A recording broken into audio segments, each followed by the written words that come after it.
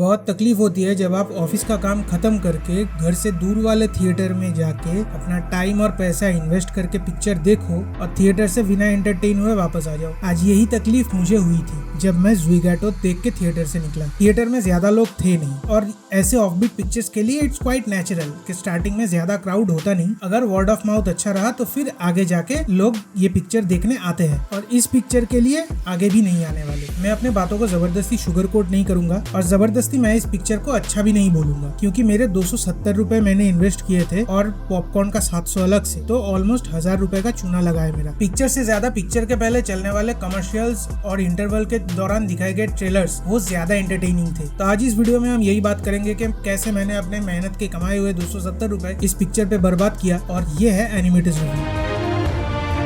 वो मजदूर है इसीलिए मजबूर है, या फिर वो मजबूर है इसीलिए मजदूर है।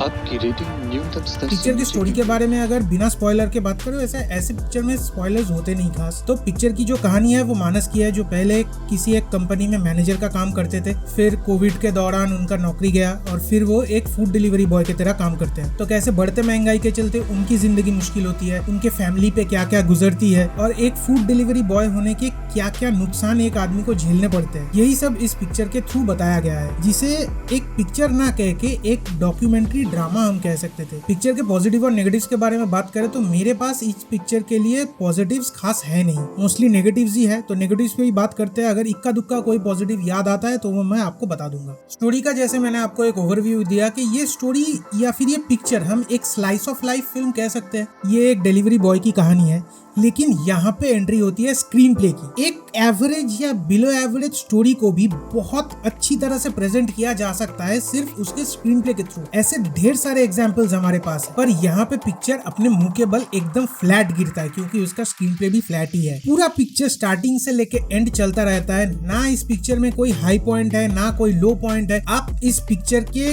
कैरेक्टर से या फिर इस पिक्चर की स्टोरी से या फिर किसी भी इमोशन से कनेक्ट ही नहीं कर पाते। पिक्चर बस चल रहा है, पिक्चर चालू होता है, 1 घंटा 40 मिनट पिक्चर चल के खत्म हो जाता है। और जैसे मैंने कहा कि आप ना कैरेक्टर्स ना किसी भी इमोशन से कनेक्ट कर पाते हो, तो इसलिए आप बहुत ज्यादा बोर होते हो थ्रू आउट द पिक्चर। ये पिक्चर मेनली एक स्टोरी ड्रिवन तो नहीं कह सकते, एक कैरेक्टर ड्रिवन फिल्म है, क्योंकि इस पिक्चर की कहानी जो है वो एक किरदार के आसपास घूमती है कि उसके लाइफ पे क्या चल रहा है। इसका एज सच अलग से कोई स्टोरी नहीं है। तो ऐसे पिक्चर्स में जो मेनली एक रिक्वायरमेंट होती है वो होता है बहुत एक दमदार परफॉर्मेंस की, और ये पिक्चर यहाँ भी मार खा जाती है। कपिल शर्मा एक बेहद टैलेंटेड कॉमेडी आर्टिस्ट है, पर यहाँ प्रॉब्लम ये है कि वो ऐसे सीरियस कैरेक्टर में कन्विंसिंग लगते ही नहीं। उन्होंने अपनी तरफ से पूरी कोशिश की है और वो स्क्रीन पे दिखता है। इस रोल के लिए एक बहुत ऐसा टैलेंटेड एक्टर होना चाहिए था जो इस किरदार में ढल सके। कपिल शर्मा ने कोशिश पूरी की है, लेकिन कहीं पे जाके वो कनेक्ट नहीं कर पाते हम किरदार से, और वो कन्विंसिंग लगते भी नहीं। Shahana Goswami at her part she was good, अच्छी एक्ट्रेस है,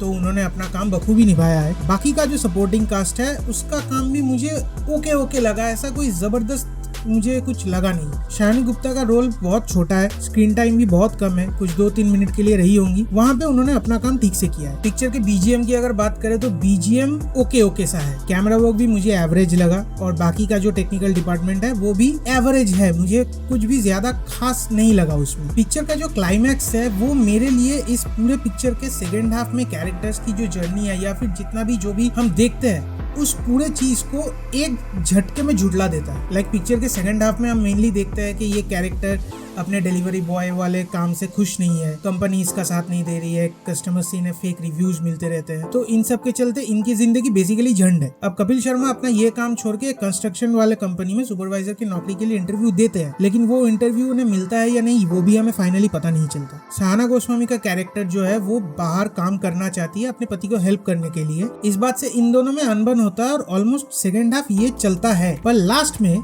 जब शहाना गोस्वामी अपना काम ज्वाइन करती है और वहाँ से कपिल शर्मा उन्हें लेने जाते हैं, उन्हें पिकअप करते हुए भी उनमें ज्यादा कोई एक खुशी थी नहीं कि वो काम कर रही है, लेकिन वहाँ से जाते जाते वो अचानक से उनमें एक बदलाव आ गया, वो बहुत खुश हो गए। अब इसके पीछे अगर अलग से थोड़ा सा टाइम दिया होता ये दिखाने के लिए कि कपिल कैसे रियलाइज करते हैं कि हाँ वो काम कर रही है तो इसमें ओवरऑल उन्हीं का हेल्प हो रहा है या फैमिली के लिए अच्छा है, ये सब अगर थोड़ा बहुत देखते तो वो अच्छा लगता हमें। तो मेरा सवाल यही है कि अगर आप एक गली से दूसरे गली में जाते जाते आपको मान ही जाना था तो पहले के 40 मिनट का नाटक काहे को किया? तो फिर ऐसे प्लॉट पॉइंट्स का मतलब क्या हुआ फिर, अगर वो अलग से स्टोरी में कंट्रीब्यूट ही नहीं कर रहे या वो कॉन्फ्लिक्ट हमें देखने को तो मिलता है लेकिन वो कॉन्फ्लिक्ट एक झटके में रिजॉल्व हो जाता है, उसके पीछे अलग से टाइम नहीं दिया गया। अब मैं ठहरा एक ऑर्डिनरी ऑडियंस, ये सब शायद वो हाई इंटेलेक्ट वालों लोगों को समझाता होगा, मेरे तो दिमाग के ऊपर से ही निकल गया पूरा। अगर आपने पिक्चर देखा है, अगर आप लोगों को ये समझ आया कि ये क्यों हुआ है, क्या हुआ है, प्लीज कमेंट्स में मुझे एक्सप्लेन कर दीजिएगा ताकि मुझे समझने में आसानी हो। पिक्चर के जो डायलॉग्स है वो कोई अलग से इम्पैक्ट नहीं छोड़ती, पूरे पिक्चर में एक ही एक डायलॉग है शायद जो थोड़ा बहुत इम्पैक्ट डालते हैं कि वो मजदूर है इसलिए मजबूर है या फिर वो मजबूर है इसलिए मजदूर है। ये एक डायलॉग छोड़ के पूरे पिक्चर में मुझे कोई भी डायलॉग ऐसा खास याद रखने वाला है नहीं। पूरे पिक्चर में जो भी डायलॉग्स हमें सुनने को मिलता है वो हम आप जैसे रोज एक दूसरे से बातें करते रहते हैं वैसे ही होता है। तो इन नटशेल मैं यही कहूंगा कि अगर आप मेरे जैसे पब्लिक हो कि मैं थिएटर में गया, मैं पैसा इन्वेस्ट किया, मैं अपना टाइम इन्वेस्ट किया, मेरे को एंटरटेनमेंट चाहिए, अगर आप ऐसे वाले पब्लिक हो तो ये पिक्चर आपके लिए नहीं है जैसे ये पिक्चर मेरे लिए नहीं है। और मेरे ख्याल से जो लोग इस पिक्चर को मास्टरपीस, नेशनल अवार्ड विनिंग ये सब बोल रहे हैं ना, वो भी उन्हीं लोग में से है जिन्हें पिक्चर समझ नहीं आई तो पिक्चर बहुत अच्छा होता है। देखिए मेरा सिंपल फंडा है, मैं पैसा इन्वेस्ट करूंगा, मुझे एंटरटेनमेंट चाहिए, तो ये पिक्चर थ्रू आउट हमें एंटरटेन करती ही नहीं। बाकी आपका पैसा आपकी मर्जी, आप जो चाहे करो, आपको देखना है देखो, ना देखना है ना देखो, मुझे कोई फर्क नहीं पड़ता। सो ऑन दैट नोट हम ये वीडियो यही पे रैप अप करेंगे। अगर ये वीडियो आपको अच्छा लगा तो लाइक कीजिए, अपने फ्रेंड्स एंड फैमिली के साथ ये वीडियो शेयर कीजिए। अगर आपने पिक्चर देखा है तो आपको कैसा लगा मुझे कमेंट्स में बताइए and please please please subscribe to the channel. Thank you, नमस्ते, जय हिंद।